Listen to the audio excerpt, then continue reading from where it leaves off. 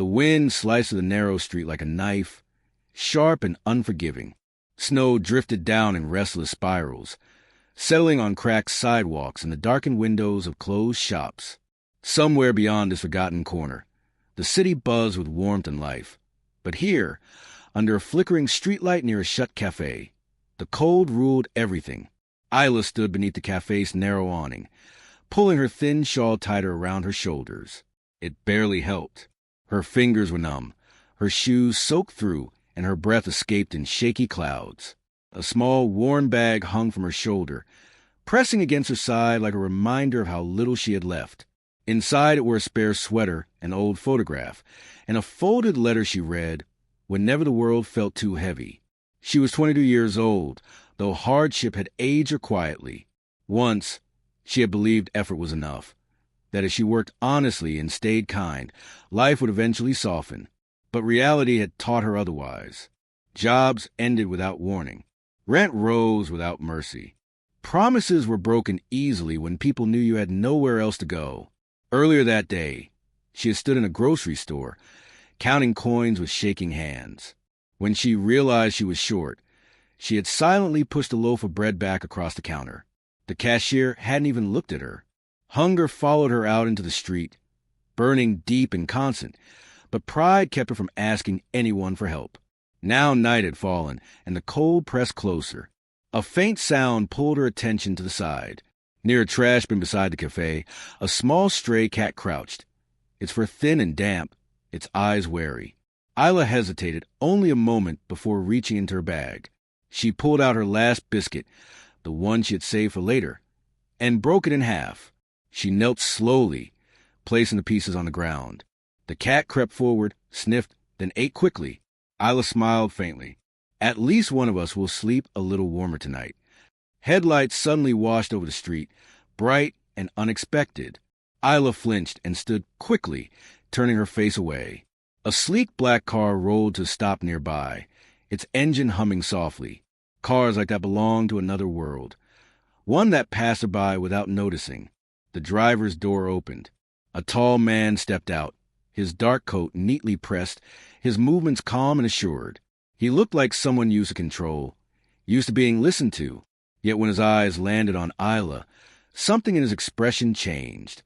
Concern softened his features, replacing indifference. "You shouldn't be standing out here," he said gently. "It's dangerously cold." "I'm fine," Isla replied automatically, though her teeth betrayed her. He studied her for a moment. The thin shawl, the trembling hands, the way she clutched her bag as if it were armor. Without another word, he turned back toward the car. Isla expected him to leave. Instead, he returned minutes later holding a paper cup and a small bag.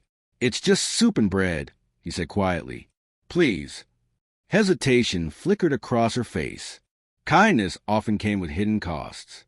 But the warmth rising from the cup was impossible to ignore. Slowly, she accepted it. "Thank you," she whispered. She sipped carefully, the heat spreading through her chest. Her eyes stung, not from the soup, but from the simple relief of being warm. The man stepped back, giving her space, as if he understood how fragile trust could be. "I'm Daniel," he said after a moment. "What's your name?" "Isla." They stood in silence as snow continued to fall. Eventually, he asked, "Do you have somewhere to go tonight?" Isla shook her head. The truth slipped out before she could stop it. She told him about the lost job, the eviction, the empty phone with no one left call. She spoke plainly, without exaggeration, as if these hardships were facts rather than wounds. Daniel listened without interrupting. His jaw tightened slightly, his gaze distant. "I have a daughter," he said after a long pause. "She's 6 years old." Isla looked up, surprised. "She lost her mother very young," he continued. "Our house is large, comfortable, but it's cold in a way money can't fix." He turned fully toward her, meeting her eyes. There was no arrogance there, only honesty. "You need a home," he said softly, "and I need a mother for my daughter." The words hung between them as snow gathered at their feet. Isla's heart pounded. The street, the cold, the city noise, all faded into silence. She stood at the edge of a choice she never expected to face, unsure whether she was stepping towards safety or another heartbreak. The black car glided silently along the snow-covered driveway, the mansion's gates opening with a soft creak. Isla stared out the window, her hands gripping her small bag tightly. The world she had lived in, the harsh streets, the cold nights, the hunger, was gone, replaced by something impossibly grand. Trees, tall and heavy with snow, lined the driveway, and the lights from the mansion windows glowed softly like promises she had never dared to hope for. Daniel drove without speaking for several minutes. The quiet was heavy, but not uncomfortable. Finally, he glanced at her through the rear-view mirror. "You may stay tonight," he said calmly. "Nothing more is expected. Tomorrow we can talk. If you wish to leave, I will make sure you are safe." Isla nodded, unsure what to say. Gratitude and fear tangled together, twisting in her chest. The mansion appeared suddenly, enormous and elegant. Its marble floors, tall windows, and shining chandeliers made her stomach tighten. She felt like an intruder stepping into a world where she did not belong. Inside, the warmth of the house enveloped her. Not just physical warmth, but a quiet, steady sense of order. A maid offered her a blanket and hot tea, her polite smile cautious, as if judging whether Isla truly belonged here. Isla accepted the blanket, wrapping around herself, and sipped the tea slowly, letting the heat seep into her frozen body. Daniel led her to a small guest room. "This room hasn't been used in years," he said simply. "It's yours for now." He left her there without fanfare, telling her to rest. The room was quiet and soft, a stark contrast to the harsh street she had left behind. Exhaustion claimed her quickly, and for the first time in months, she slept peacefully. Morning light filtered through the curtains. Isla woke to the quiet hum of the house. She washed her face and smoothed her hair nervously, still trying to believe that she was here. The walls of the mansion felt both intimidating and comforting. Daniel was in the kitchen when she walked in.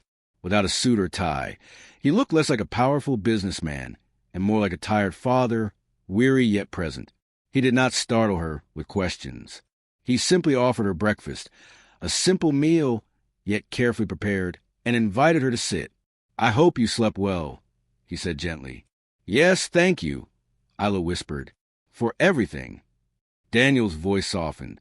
"I have a daughter, Lily. She's 6. She's quiet, too quiet, I think. She lost her mother when she was very young. I've tried caretakers, nannies, teachers, but she rarely connects. None stay long enough to matter." Isla listened, understanding more than she realized. She knew what it meant to feel invisible, ignored, or unloved. She needs someone patient, someone who isn't here because they are paid to be, but because they truly care. Daniel's voice faltered slightly, betraying his usual calm. "I don't know if that's possible anymore, but last night, something told me it might be." Isla felt her stomach twist. She wanted to say something, but words failed her. Later, Daniel walked her through the mansion. The rooms were grand, pristine, yet empty. Portraits lined the walls. Daniel younger, smiling beside a woman with kind eyes. In his arms, a baby girl, Lily's mother. She believed love mattered more than wealth, he said quietly, almost to himself. I didn't understand how right she was until she was gone. Isla's fingers brushed against the banister as they walked.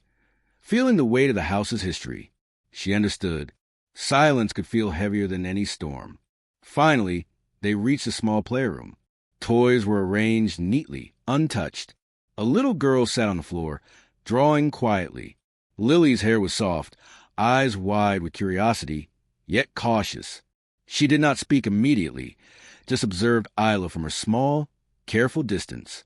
Isla knelt on the floor to meet her at eye level. "That's a very beautiful picture," she said softly. Lily's eyes flicked toward her, then to Daniel. He nodded ever so slightly. "It's our house," Lily whispered. Isla smiled gently. "It's very warm here." The child's lips curved faintly. Daniel, watching from the doorway, felt something he hadn't in years, a spark of hope. The mansion, grand as it was, had never felt warm. But now, in the quiet, something had shifted. The days passed slowly, But Isla began to find her rhythm. She helped Lily with homework, read stories aloud, and prepared simple meals. She didn't act like a nanny or a servant. She acted like someone who simply cared. And slowly, Lily began to trust her. Daniel noticed every small change. He saw Lily smile, saw her shoulders relax, heard the giggles that had been missing for years. He felt the warmth creeping into the house, filling spaces he hadn't realized were empty. Yet, the change was delicate. Not all staff approved. Whispers of suspicion and judgment lingered in hallways. Isla overheard a few comments and felt the sting of mistrust. But she did not leave. She stayed quietly, letting her actions speak louder than rumors. One evening, Lily refused to sleep. She clutched her stuffed rabbit tightly and called for Isla. Isla sat on the edge of the bed, brushing the child's hair, humming softly. Lily's breathing eventually evened, and she fell asleep with Isla's hand resting lightly on her shoulder. Daniel watched from the doorway, unseen. He realized that his daughter's trust had never been so freely given to anyone. He felt a stirring in his chest, a mixture of awe, gratitude, and a quiet fear that he might lose it if he failed to act carefully. That night, he stood outside the door, silently promising that no harm would come to the child he loved, and to the young woman who had begun to fill the empty corners of their hearts. The mansion, grand and imposing, had begun to feel something it had never known, the warmth of home. Days in the mansion passed quietly, yet each one brought small changes that reshaped the space and the lives within it. The marble floors and chandeliers remained cold and grand, but Isla noticed something shifting. It wasn't wealth or luxury that made the difference. It was presence, warmth, and care. And for the first time in years, the house began to feel less like an empty gallery and more like a home. Isla moved carefully, aware of her place. She helped where she could, folding Lily's laundry, preparing breakfast, reading bedtime stories. But she never assumed she belonged. She was a guest. That thought stayed in the back of her mind, a quiet warning that her world was fragile. Lily, however, noticed everything. At breakfast, she chose a chair beside Isla instead of across from her usual spot. Her small hands wrapped around a mug of warm milk, her eyes wide and searching. Isla smiled gently, placing a piece of toast cut into tiny squares in front of her. The child relaxed a little, leaning against Isla's arm as they ate together. In the afternoons, Lily followed Isla wherever she went. She watched as Isla tidied, hummed softly while preparing meals, or knelt to help her with puzzles and drawing. Isla did not push. She simply allowed herself to care, to be present. And in return, Lily began to open up. Daniel watched quietly from the background. He had managed entire corporations, negotiated million-dollar deals, commanded respect from powerful men. And yet this simple, patient care was far more powerful than anything he had ever known. He watched Lily laugh for the first time in months, saw her shoulders relax, heard the soft murmur of her questions as curiosity replaced caution. The mansion, for all its grandeur, had never felt alive. Now it was slowly filling with sound, laughter, conversation, and the quiet hum of small, meaningful connections. But the house was not without its tension. Some staff members whispered. Isla overheard comments while folding laundry in the hallway. "She's getting too comfortable," one said. "She's only here for the money," another muttered. The word stung, but Isla did not respond. She did not want to be driven away by suspicion or prejudice. Her choice to remain was not about wealth. It was about the child she had begun to care for, the fragile bond she felt growing every day. One afternoon, after a morning of lessons and play, Isla noticed Lily's face pale. The little girl clutched her stomach and whimpered. Isla knelt quickly, guiding her to the couch. "Lily, what's wrong?" she asked gently. My tummy hurts," Lily whispered. Isla's heart tightened. She stayed with her, rubbing her back, offering water, humming softly to soothe her. When Daniel returned home, he found Isla sitting on the couch with Lily nestled against her, her tiny hand gripping Isla's sleeve tightly. "She trusts you completely," he said quietly. Isla looked up, surprised. She's been through so much. She just needs someone consistent. Daniel nodded, realization dawning. Consistent, not just a caretaker, not just a guest, someone who truly stays. The bond between Isla and Lily deepened over the next days. Bedtime stories became rituals. Small dinners together grew into laughter-filled meals, and the mansion walls seemed to absorb the warmth they shared. Lily's laughter, once rare and hesitant, became a constant companion. She began to share her thoughts openly, her little voice echoing through rooms that had been silent for too long. Then came the moment that would change everything. One evening, Isla prepared Lily's bath. As the water ran warm and comforting, the child splashed gently, her eyes shining. Isla smiled, helping her rinse her hair carefully. When it was time for bed, Lily clutched her favorite stuffed rabbit, and Isla tucked her in tightly, smoothing the hair from her face. "I don't want you to leave," Lily whispered. Isla paused, her heart clenching. I'm not going anywhere," she replied softly. "I'll be here." "But you could leave," Lily said, her small voice trembling. "You don't have to stay." Isla's throat tightened. She had rehearsed a million ways to say goodbye if this all went wrong, but now those words felt impossible. She held Lily closer, whispering, "I'm staying. I promise." Tears sprang into Lily's eyes. I want you to be my mama," she said in a small, urgent voice. Isla froze, her heart skipping a beat. Daniel, who had been quietly observing from the doorway, felt his chest tighten. His daughter's words were simple, yet they carried weight he had not expected. Mama, a word filled with trust, love, and belonging, spoke volumes about what Lily needed most. Isla knelt fully beside her, tears springing to her own eyes. "Lily, that's the sweetest thing I've ever heard," she whispered. The child clung to her tightly, finally allowing herself to believe that someone could truly stay, that warmth could exist in the mansion after all. Daniel stepped closer, his voice soft. "I see now this house is no longer empty." Isla looked up at him, unsure what to say. She had come here simply to help, to survive, to care for Lily.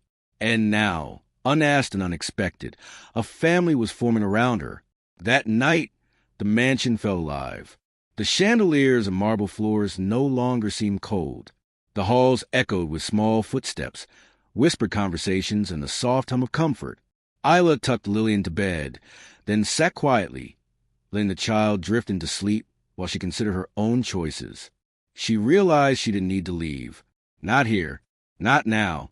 She had found something she hadn't dared hope for, a place where she mattered, a child who trusted her completely, and a man who, despite his wealth and solitude, understood the meaning of care. Outside, snow fell gently, covering the world in white. Inside, the mansion was warmer than any hearth could make it. Isla knew, with a certainty she hadn't felt in years, that her life had begun to change. And that change was rooted in something stronger than wealth, stronger than fear, love, trust, and belonging. For the first time in a long while, Isla felt the edges of her heart soften. The mansion was still grand and imposing, but now it contained a fragile, beautiful truth, one that could grow if they all nurtured it carefully. And in that warmth, she felt hope bloom for the very first time. The words Lily had spoken night before echoed through Isla's mind as she moved quietly around the guest room. "She wants me to be her mama." The child's trust weighed heavy and precious on her heart. And for the first time in months, Isla did not feel the need to guard herself. She wanted to stay. She wanted to be part of this small, fragile family that was slowly forming around her. Morning sunlight spilled through the curtains, soft and warm. Isla dressed carefully, brushing her hair and smoothing her shawl around her shoulders, though the weight of indecision still tugged at her. She had known hardship and loneliness all her life, and the instinct to leave before getting too close had never fully abandoned her. But Lily's small, earnest face and the quiet presence of Daniel in the halls reminded her that some risks were worth taking. Downstairs, Daniel was already in the kitchen. He looked different in the soft morning light. Less the commanding billionaire, more the single father who worried endlessly about his daughter. His eyes softened when he saw Isla, and he nodded toward the table. "Breakfast is ready," he said quietly. Isla smiled and took a seat beside Lily, who had been waiting eagerly with her stuffed rabbit clutched in her arms. The child's eyes were bright with unspoken questions and hope. Isla poured warm milk into a small cup, cutting the toast into tiny, careful squares just the way Lily liked it. "You look nice this morning. Lily said shyly, a hint of pride in her voice. Isla smiled, brushing a stray curl from the child's face. Thank you. You look wonderful, too. Daniel watched silently, the quiet domestic scene tugging at emotions he had kept buried. He realized that wealth and comfort meant nothing compared to these small, intimate moments. The laughter, the gentle conversation, the sense of being needed and chosen. The days that followed cemented their bond. Isla helped Lily with schoolwork, read bedtime stories, and listened patiently to the child's endless questions. She didn't do it out of obligation or fear of judgment. She did it because she cared, and because Lily's trust had become one of the most precious things in her life. Daniel noticed every small gesture. Lily smiled more freely. She laughed openly. She confided little worries and dreams to Isla, trusting her completely. The house, once filled with only silence and grandeur, now hummed with life. Even the staff began to soften. Whispers that had once followed Isla in the hallways became polite smiles, hesitant but genuine. Slowly, the mansion was learning to accept her presence, not as a guest or intruder, but as someone who belonged. One evening, Daniel found Isla in the playroom, kneeling beside Lily as the child worked on a puzzle. He watched for a long moment. The patience, the gentle encouragement, the warmth that radiated from her. It was the kind of care he had hoped for his daughter, but had rarely seen in others. He cleared his throat softly. Isla. She looked up, startled. Yes. I've been thinking about the future, about what Lily needs, and about what you deserve. Isla's heart skipped a beat. She had expected no promises, no assurances. She had prepared herself to leave at any moment, to protect herself and Lily. I want you to stay, Daniel continued. Not because I need a caretaker, not as a guest, but because I want you to be part of this family, permanently if you choose. Isla blinked, caught between disbelief and emotion. Are you sure? Daniel nodded. For the first time in years, yes. I've tried everything. But I see what Lily needs, and I see what you bring. She trusts you completely. I do, too.